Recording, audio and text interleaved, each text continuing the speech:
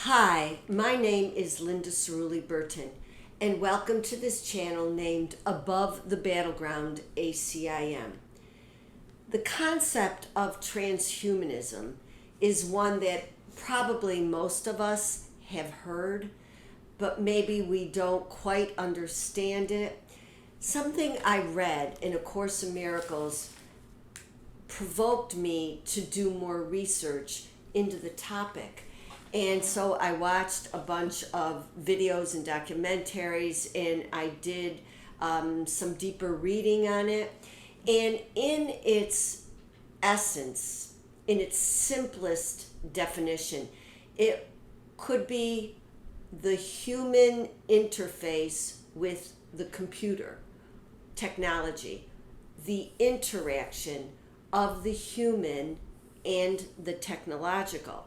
And of course, I looked it up in the Oxford Dictionary, and it said, the belief or theory that the human race can evolve beyond its current physical and mental limitations by means of science and technology. So my interest, I must say, almost exclusively was, what does this mean for God? What does it mean from a phrase that we heard from the French priest and philosopher Teilhard de Chardin? We are spiritual beings having a human experience. What does that mean in this new technological age? Above the Battleground is based on the teachings of a spiritual self-study path known as A Course in Miracles. I've been a student of A Course in Miracles for many years, and it's only been over the last couple that I have really devoted myself to understanding and applying the principles, the teachings to my day-to-day life, with the hope that this would go deeper within me and maybe be of some assistance to you on your own path. The purpose of today's video is not to teach transhumanism. You can do that on your own. You can learn about it on your own. But what I did do was gather a bunch of phrases that impacted me and might be helpful in a broad understanding. Powerful transformation from nature to science. Science as intelligent design. The engineering of humanity, genetic engineering that would impact bodies, brains, and minds. If we can change the DNA of life, we can change everything. We can re-engineer the future of life. Humans are truly hackable animals. Can we become immortal cyborgs?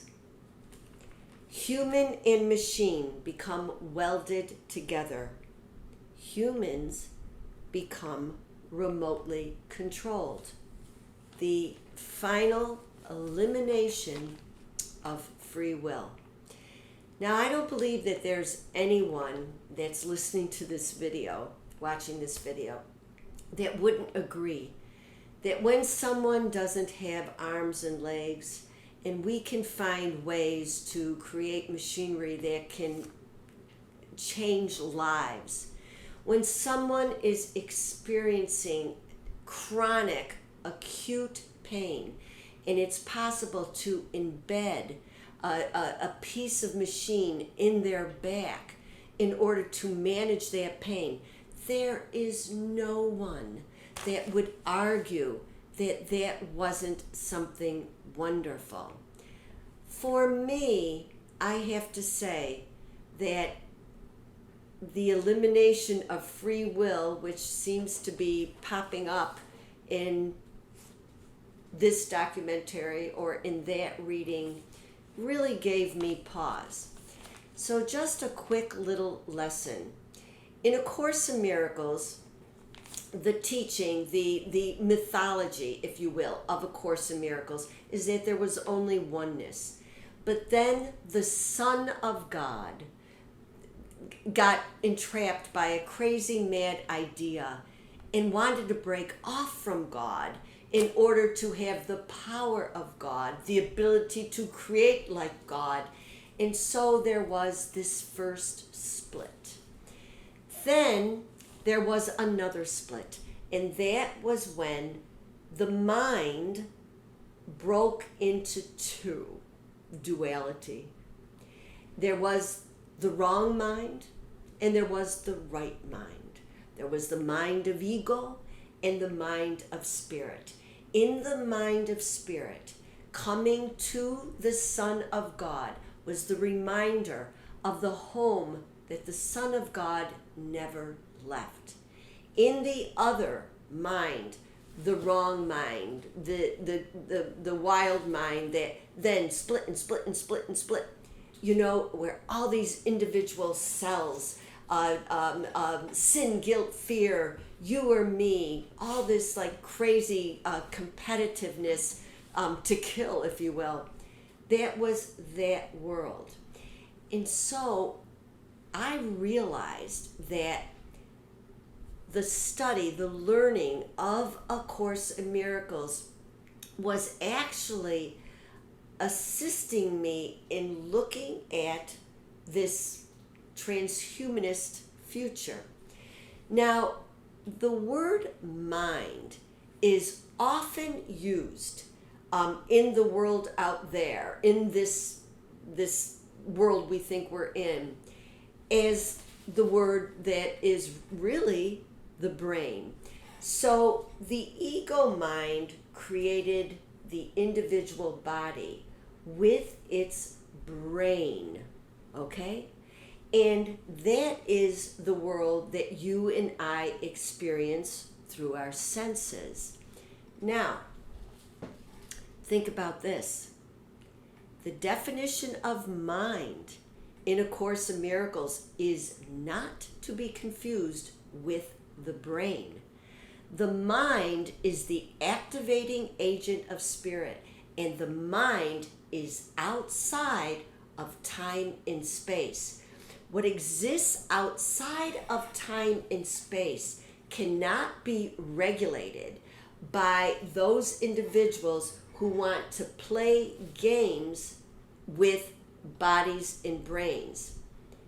In the mind, outside time and space, there is the decision maker, and there is the ego mind, the wrong mind, or there is the spirit mind, the right mind. So when they try to tell us that free will be gone because they are controlling our brains, they do not understand that mind is outside of their control, and my mind can fight to choose spirit. Let me read a few sentences from Lesson 131.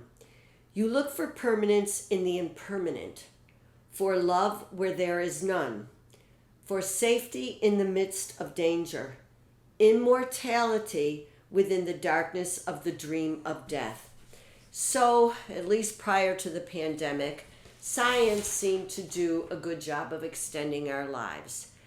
However, I would have to say that I think that immortality, and maybe immortality of the body, is more what transhumanism is striving for.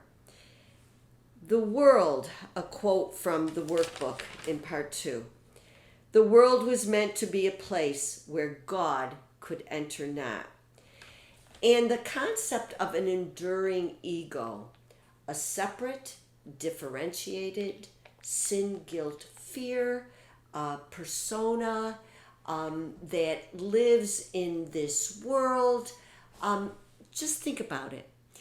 If that ego world could be extended ad infinitum as a representative of the ego world, would that not be the ultimate victory over God with a capital G? Would I not, as a human or a transhuman, then perhaps be a God also? I would have to say that there's an interesting quote from chapter 4 in the text that says, eternalness is the one function the ego has tried to develop but has systematically failed to achieve.